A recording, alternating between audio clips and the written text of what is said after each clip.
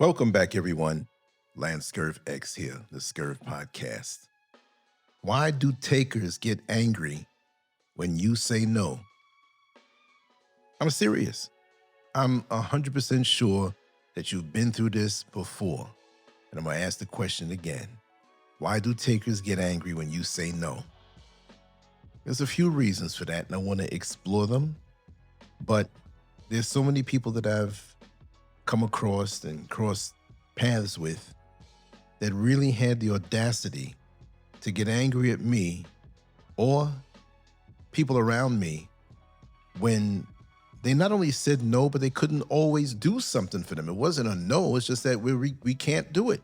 And they think that you're lying. They feel entitled, like they're just banking on you and they have no appreciation for what you've done. But I want to break this down a little bit because more and more, I'm not trying to blame social media again, but I always seem to do it. We're so blitzed with stimulation of everyone projecting the trips, the brand new cars, unlimited money, jewelry, trips to the restaurant, shopping sprees. And when you give a little out of the kindness of your heart, they feel you're out there living it up. That's why you have excess. And how dare you have excess over them? And then they'll turn around subconsciously and get mad at you for helping them. We're going to discuss that. But I have a few points that I want to speak about. And here's one for you. People don't always change. They just get used to you. One of the biggest mistakes we make is believing that people suddenly become ungrateful. Many times they didn't change overnight. They simply adapted to what you consistently provided. What once impressed them slowly became normal, and what was once a blessing gradually became an expectation. That's why some people stop thanking you, not because your kindness lost its value, but because your kindness became part of their routine. Ask yourself, have they really changed, or have they simply become comfortable with what you've always been willing to give? Of course, they get numb to it, and numb doesn't mean nothing bad, but it just means they're okay. I know they're going to do this for me. I know they're going to do that for me. But that's a setup. And then you look and you say, they haven't thanked me. They weren't as grateful. They expect it now. And again, when you can't provide, they will get angry, extremely angry. And don't let it be like, if it's one person, it's one thing, but don't let it be like a needy couple or a needy family. You know, they'll work together like this. They'll look at you. They'll try to estimate what's in your pocket. They try to estimate and compare situations. Well, he can afford it, or they can afford it. Because, see, we got these young kids. And I know they don't have, their kids are grown. They don't have the responsibilities we have. Oh, yeah, he gets some checks every month. No, we don't get that. See, you don't know what people are thinking. And usually the ones who seem to be the most ungrateful are the ones who really haven't had to hit the pedal to the metal, to hit the ground running, to start out with nothing at all and gain or climb to a point where you can retire. And you may get a Social Security check and a job check, and you're still hustling and getting a little money here and there, and you're living below your means, but they feel that comfortable way that you are. Hey, look, it doesn't mean you're rich, but you're comfortable. And their little past mess ups are haunting them in the present day where it limits them, or they have to get it out of the dirt. And after a while, and that's a term for those who don't really realize, oh, if you're from another country, you might say, oh, what do you mean getting out of the dirt? Meaning that you're starting with nothing and you're doing it the hard way. Nobody wants to be over 50, 50s, 60s, and getting it the hard way. You should have already had it the way that maybe you weren't thinking about it because time moves fast and a lot of people make foolish decisions. There's a lot of folks out here who will forever feel that you have to supplement their income or provide a service for them that saves them money because of their mess ups. I could say another four-letter word other than mess, but I won't do that. But because of their mess ups, they feel like, okay, you got to catch my slack. No. And you will have people that get around you just for that because they know you got it that way and you got my back. You give me the hookup. And less, they'll thank you. They'll even almost demand it out of you. Hey man, I got this bill to pay. And I know you've been helping me out, but what's up? It's been 2 days, man. The bill is due. Whose name is on that bill? Is it you? Is it yours? Or is it mine? It runs deep, and don't let it be family. Oh, man. That can be a whole, let's put it this way. This whole presentation, we can overlay it and say that we're focusing on family who's ungrateful. Don't let a family member do better than the rest. And they may not be talking for whatever reason, but as soon as you start doing better, here they come, right? Family is a four-letter word sometime, and I've talked about that before. And here you go. When you always say yes, your no feels like betrayal. If you've spent years saying yes to every request, don't be surprised when your first no feels shocking to someone else. The problem isn't always your refusal. The problem is that your constant availability created a pattern that other people began depending on. Your no interrupts the routine they've grown comfortable with. And many people mistake that interruption for rejection. Sometimes, the healthiest thing you'll ever do is disappoint someone who has become too comfortable with your lack of boundaries. I've seen this in so many situations. You let that person come, they fell on bad times, and they need somewhere to stay. They don't have much money. They don't have any family. They don't have anybody they can go to but you. So what you gonna do? What you gonna do? You'll tell them, listen, until you get on your feet, which is a really bad way of stating it because they can make sure they'll never get on their feet. And 6 months later, they're looking you in the eye talking about the refrigerator is empty. What's up? There's no gas in the car. Remember you let me hold the car last week? I need it again this week. No. You have to put a time on it.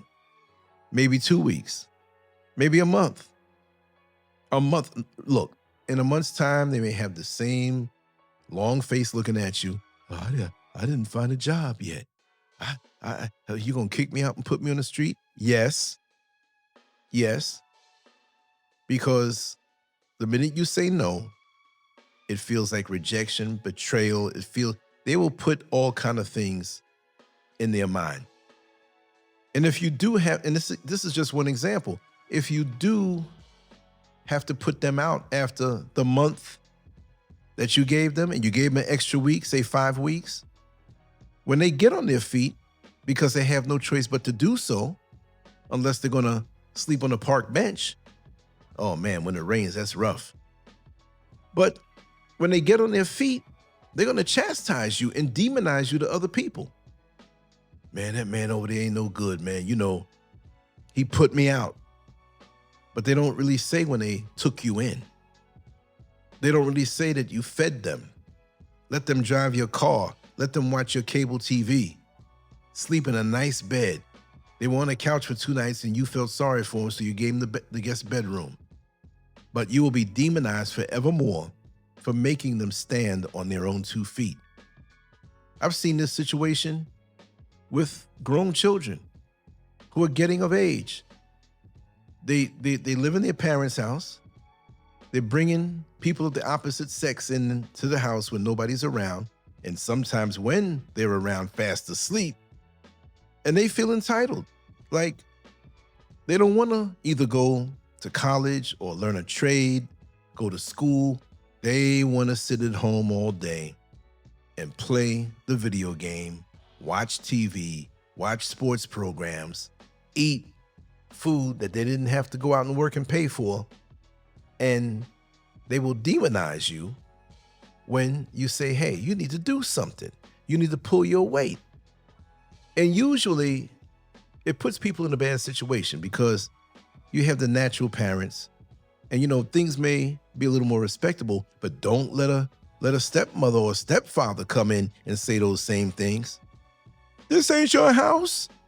This ain't you. Who are you? You ain't nothing to me. You ain't my daddy. But you're living a principled life and you say, listen, I'll help you. I'll take you to where you got to go to elevate yourself. No, they don't want that.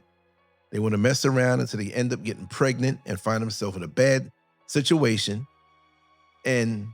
or get somebody pregnant or do something stupid and get locked up in jail when they could have been doing what they had to do. Families sometimes do the same thing. And it brings me to my next point, but they do that. But it feels like they're betrayed when you don't do it anymore. Or if you promise to pay a bill for someone, right? They're really messed up, down and out, and you have it like that. But then you promise to pay this bill. It may not be a big bill. It might be a light bill. It might be something a little more substantial. But you say, okay, I got you for the next 6 months. 6 months come, they still expect it. And you let them know, listen, there was a limit to this. Now they climb up on your Facebook page or your Instagram, page and see that you made a new purchase or see that you're going on vacation or see that you were shopping at the mall one day. Not that you put your business out there all the time, but they feel like that's betrayal. Look, he stopped paying my bill for me and this person's out there on vacation.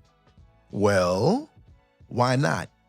If you want to enjoy your life, no matter what's going on around you, you worked hard for it. It is not selfish for you to keep yourself balanced and live life. So many bad things are happening out here. I'm not claiming that for anybody or wishing that on anybody, but a lot of people are leaving up out of here. They don't know if it's their last day. You can walk outside and a tragic accident happened and you're gone. You worked hard for years or decades to get to a certain point and you still have a kind heart to help somebody and you set a limit on it.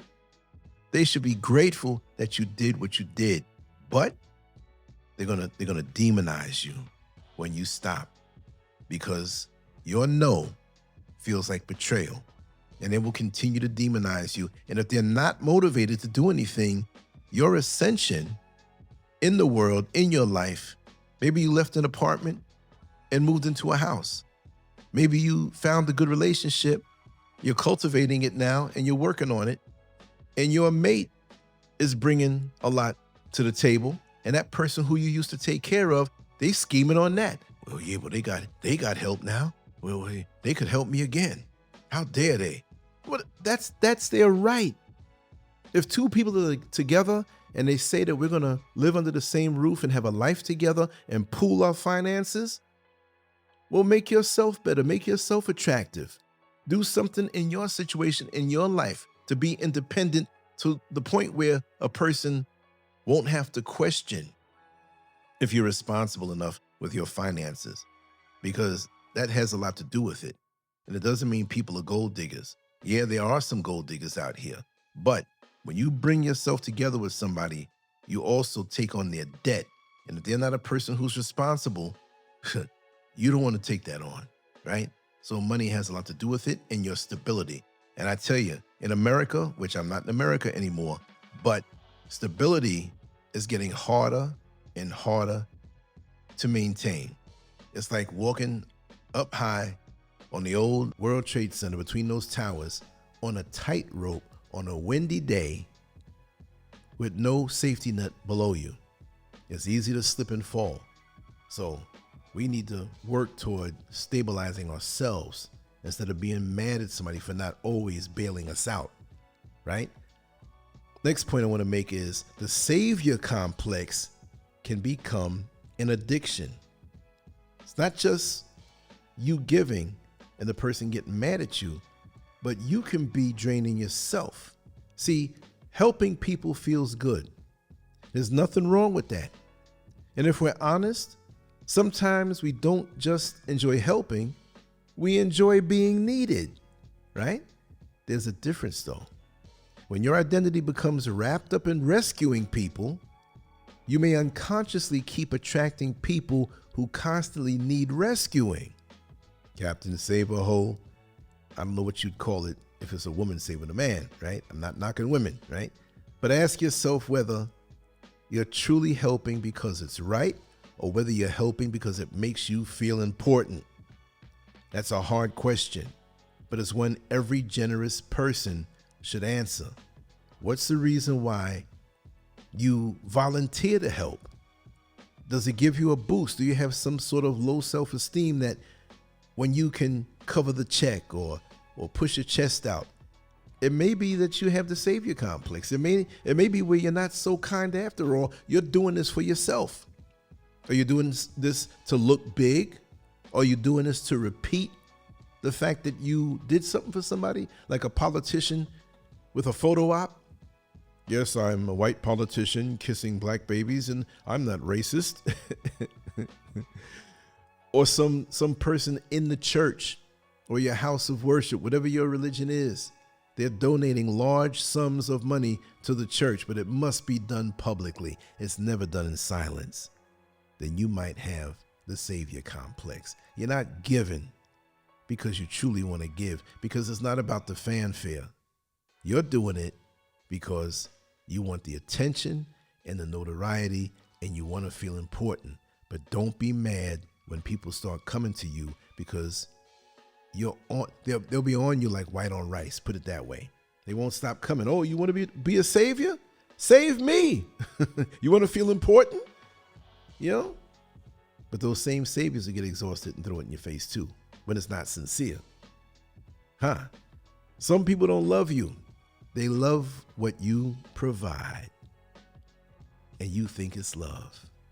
See, this is one of the hardest truths to accept. Sometimes people aren't emotionally attached to you. They're attached to your resources, your time, your money, your advice, your emotional support, or your willingness to solve their problems. The moment those things disappear, so does their enthusiasm for the relationship. They're gone. That's why boundaries reveal people faster than arguments ever will. When access changes, motives become very much visible. See, is it really love? They'll act like it is, and they'll even say, oh, I love you, I love you.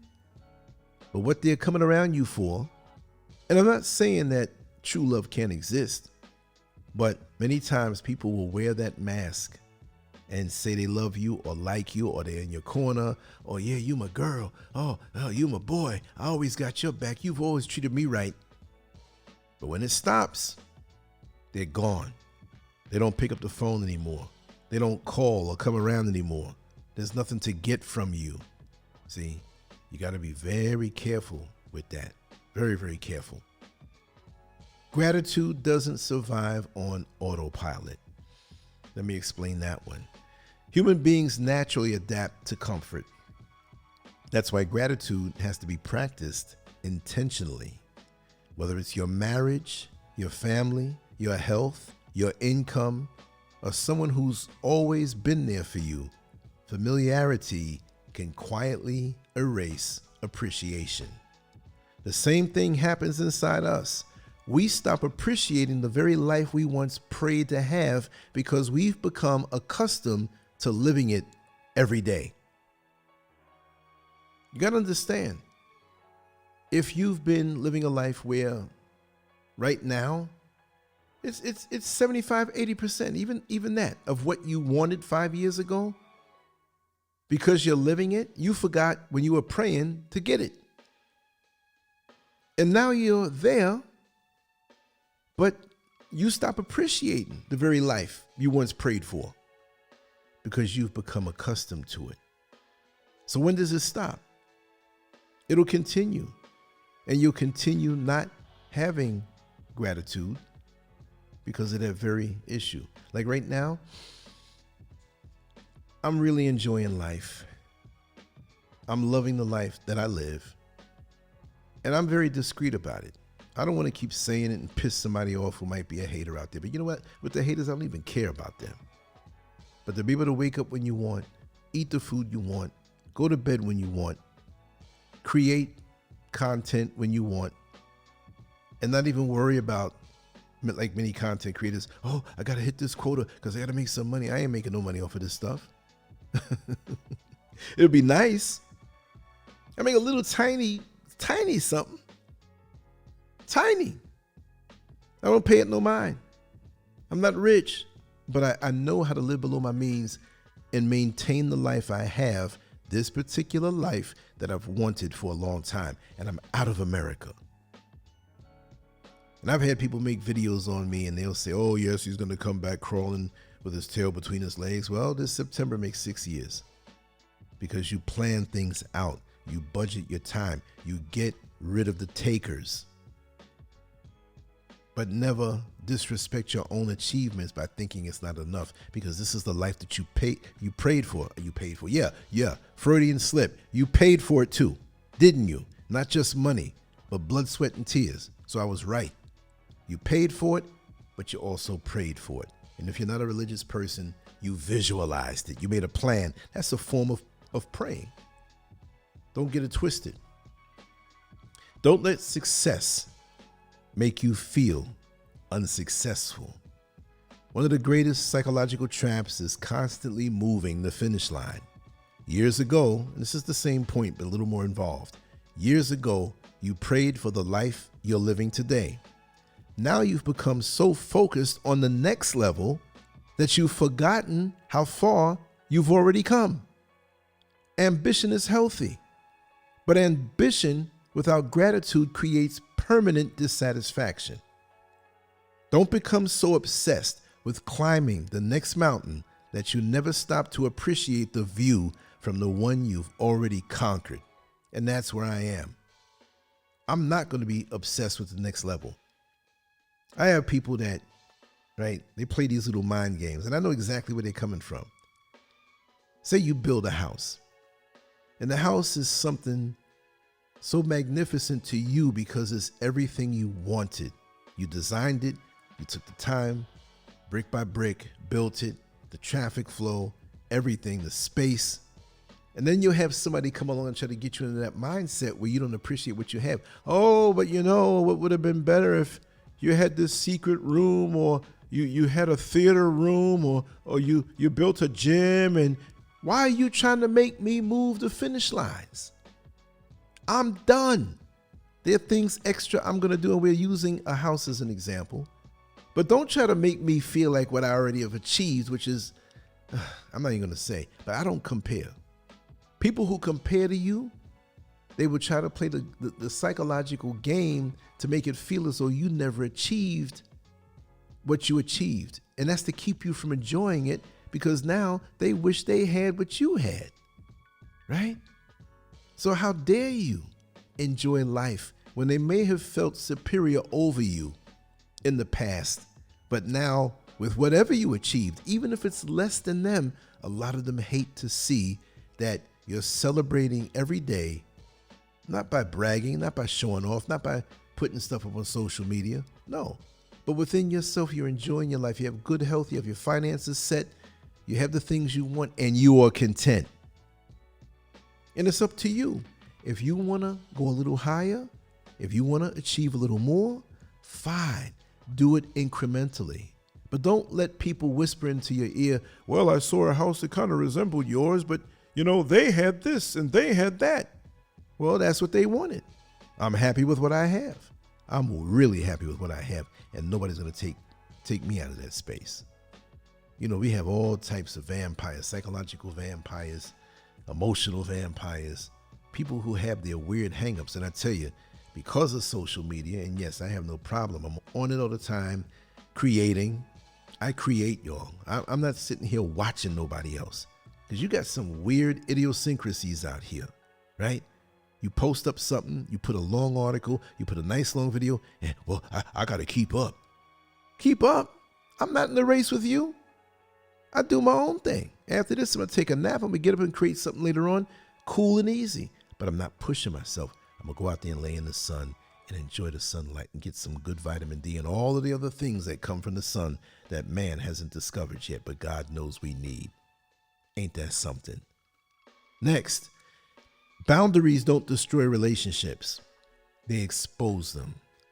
People often fear setting boundaries because they're afraid of losing relationships. But boundaries don't usually destroy healthy relationships. If it's healthy, right? They expose unhealthy ones. People who genuinely care about you may need time to adjust, but they'll respect your limits. The people who only benefited from your unlimited giving will often become angry. Their reaction isn't proof that you've done something wrong. It's proof that the relationship was built on expectations instead of mutual respect. The mutual respect was never there. They never planned on giving it to you. What they wanted was unlimited access to your giving, even to have close proximity, to watch your movements, to overhear stuff and see what you're doing. So they can jump in like that young girl jumping in on a double dutch rope, timing you, seeing what you're doing, peeping on you, trying to see when they can get what they can get. And when you put up a boundary, trust and believe, and they don't have that access to you, they get pissed because it wasn't a genuine relationship, a genuine friendship. It wasn't genuine camaraderie. They will feign like you're the best person in the world. You think back months before and say, man, these people are always up under me, praising me, saying nice things, saying good things. But look, everything disintegrated, all because you put up a boundary that pissed them off and revealed their motivations and hidden agendas after all. Yes, I've seen it. You'll become bitter enemies when you can't or they can't take from you anymore. And you're the one who's been given. So what's up with that? Next one. Exhaustion isn't a badge of honor. And this is what a lot of people I see, a position they put themselves in. Far too many people wear emotional exhaustion like it's proof that they're loving enough. They brag about never resting, always helping, always sacrificing, and always being available, but constantly pouring into everyone else while neglecting yourself isn't strength. It's imbalance. You can't continue giving from an empty cup forever. At some point, protecting your peace becomes just as important as protecting everyone else's feelings. You can't continue giving from an empty cup. And these people that take from you and prostitute your delusional mentality of feeling that you being exhausted, emotionally exhausted, because you're loving everybody and you brag about never resting, always helping, always sacrificing, and always being available. I'm always here for you. I'm here for the whole community. Just ring. I'm a little tired. I'm exhausted, but I'm going to keep on pushing on. I'm going to sacrifice my life force. And you know what? When you're sick with an illness from running yourself down and running down your natural resistance because you weren't eating well, you weren't sleeping well, you're not preserving yourself, I'm sorry. Right now, call me selfish if you're a taker. Because I come first. I got to this age, this chronological age, and I laid down the other day and I thought to myself, I said, man, I got friends of mine who died at 18. I got friends of mine, one buddy of mine, he died at 13 years old. Riding the back of a scooter crazy and he got hit. He ran right into a vehicle. Every other week, I'm getting a call, not of really close friends, it may happen, but someone that I knew really good that I can trust them. We never really hung out, but I come from a really big community, right? In Queens, and it expanded for me because I was always in different parts of Manhattan, Brooklyn, Manhattan, Queens, the Bronx, not so much Staten Island, but a couple of those too. I got a good buddy of mine who lives out there. But what I'm saying is that there are a lot of people that I know that once they're gone and they were the bedrock for a particular family and they're gone, ain't nobody missing them. The takers, they ain't missing them. Like I like to say at the end of the show, on to the next one. That's what they do. And the analogy that I use is really a disgusting one, and I know a particular person is not going to want to hear this, but the flies on feces that seem like they love it so much will quickly find another pile of feces to land on if you scoop it up and bury that feces and keep them flies from landing on it. There's no love there. It's because you're making yourself available. And when you wear down, you might get a visit or two from some people who are waiting for you to get back well again. But the bottom line is, exhaustion is not a badge of honor. Right now, I want to make sure to get my rest. And I got to admit, I didn't get much sleep last night. I was up, and I got up real early, and I've been running ever since. So I'm kind of late with this presentation, but it's okay. I'm getting it done. And I'm going to take a good sleep after and come back with another one. But overall, the majority of the time, I take care of myself. And I'm not running myself down for anybody, because the more you run yourself down, you're cutting your life short. And I want to celebrate life every day with a good belly aching laugh, a good meal, a good night's sleep. And for those who may be interested out there in their personal life, enjoy those orgasms. You deserve it. You earned it. Enjoy them any way, which way you want, as long as you're dealing with consenting adults. That's the way. Learn to celebrate your own life again. And that's what I was leading up to. Take a moment to think about the younger version of yourself. We never do that. Would that younger person be amazed by the life you're living today? Chances are the answer is yes. I said chances are. Yet many of us spend every day complaining because we are focused on what we still don't have. Gratitude isn't about settling for less. It's about recognizing that you've already accomplished things that once seemed impossible. Celebrate your progress without losing your desire to grow. You will grow. You'll continue to grow. Celebrate your progress, but appreciate it. Stop complaining. I mean, whatever roof you have over your head, there are people who don't even have that. Whatever health you have, there are people who don't even have that. Don't let people out there who take from you wire your mind to the point where you don't even appreciate what you have. I know people who complain all day. Oh, I don't like the present day. Oh, I wish you would go back 40 years ago. Oh, those were the better days. Oh, and yes, we do have cherished memories. But you're dead already when you can't enjoy it today. Look forward to something today and in the future. You're dead already. You're dead.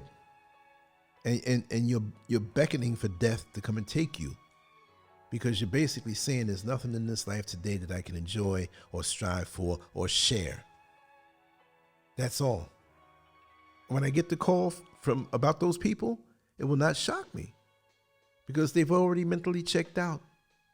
It's bad enough you have takers around you, but you're going to rob yourself and not celebrate your own life? Not me. The most important person you'll ever learn to protect is yourself. At the end of the day, this entire presentation comes down to one question. Have you spent so much time protecting everyone else's happiness that you've forgotten to protect your own? You deserve peace. You deserve rest. Oh yes, I'm going to get some in a little while. You deserve relationships where love isn't measured by how much you give away. Yes, women, that can also mean sex. You know this man don't love you, but he's coming around for the sex, and you give it to him real good just to keep him coming around. I had to throw that one in there. Oh, Lance is crazy. Yes, I am. You don't know what'll come out of my mouth. But protecting yourself doesn't make you selfish. It allows you to continue loving people from a place of strength instead of resentment. Remember this above everything else. Your generosity is a gift, not a lifetime contract that anyone else is entitled to renew without your permission. Never forget that. You're valuable, you're precious, you are to be appreciated for everything you do. And if you don't do anything, but you're a positive person and you radiate positivity to the world, you're supposed to be appreciated for that alone. Appreciated for that alone. That will take a positive person further than you digging into your pocket or driving them around all day in a car that they don't want to pay for or get for themselves, or whatever it is that you do for them out of the kindness of your heart. And don't wear exhaustion like a badge of honor. Learn to celebrate your own life again. Protect yourself. Who's going to protect you better than yourself? Understand how boundaries don't destroy relationships, they expose them. And your present success don't make you feel like you're unsuccessful because you've achieved it already. There was a time that you would have done just about anything. I'm not going to say anything, but just you would have dreamed to be in the life that you're in now, unless you took a bad fall, you have a bad addiction or something. You know, things happen. But for the most part, right? And your gratitude doesn't survive on autopilot. And remember, everybody doesn't love you. A lot of people around you now, they only love you for what you can provide. And if you have the savior complex, question why you give so much. Question why you're always available. Question all of those things. It may not be because you're so kind. Maybe you want to feel important. You know, you get these dirty old men. Let's talk about it. They come around these young girls. Young girl don't want them, but they have bills to pay. And these old guys with the little blue pills, I always talk about the little blue pills. They want to reach in their pocket and cut their little retirement money a little short, not only because they want to have access to that young girl's body, but they want to feel important. They feel good when that young girl calls them up. Do you have a little money for me? Can I borrow? And he's never borrowing. You know, you're going to give it. Yeah, girl, I give it to you. But you know what? I'm going to slide on over there tomorrow night. Get it ready for me. Okay, daddy. And they don't even bother with you. Right? And understand, people don't always change.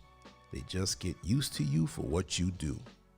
So, according to this, many of us have a lot of soul searching to do, thinking to do, and restructuring of our lives to make it run better for us. Because if you feel exhausted, if you feel off, if you feel underappreciated, or you're giving for the wrong reasons, you got to check yourself. Only you can say or gauge how you're living. Every day that God sends, you need to be living in balance. I didn't say imbalance. I said in balance. Because if you're off, you need to catch it as you feel off a little bit. Don't run yourself down and not analyze why you're doing what you do. Like me, I always get my sleep, but I had to be up extremely early to take care of some business a good distance away. And I knew that I was going to be tired today, a little fatigued, but guess what? Old LanceScurvX is going to make up for that. I always do. I'm never letting myself run down for anyone, but there will be situations. Say, for example, somebody's in the hospital, an accident happened, you get a call in the middle of the night, you get up, you call out of work, and you're going to be there by their bedside. Yeah, you're going to get physically drained. I understand that, but that's your loved one. Things will happen, but for the most part, a lot of things are unnecessary, and we overlook a lot of things that could have been avoided. And we're the ones holding the bag, and I'm talking about the empty bag, or the bill, or the responsibility that somebody else, it belongs to somebody else, but they pushed it off on you. And they're out there doing their thing. Hell, you'll help them with a bill or regular money, and you're sacrificing, living below your means, and they're out there skedaddling around, living a life you should be living. Not that you're going to go out there and spend like crazy, but we have to look at all of these things and go deep. And like I always like to say, human nature never ceases to amaze me. And it's the study of human nature that I've been doing my whole life, and situations that are so interesting for people who don't realize how they act, how they treat each other. And worst of all, and most of all, how they treat themselves. This is LanceScurvX. Much love to you all. Of course, it's been enjoyable. I'll be back later on. On to the next one. Much love. Peace.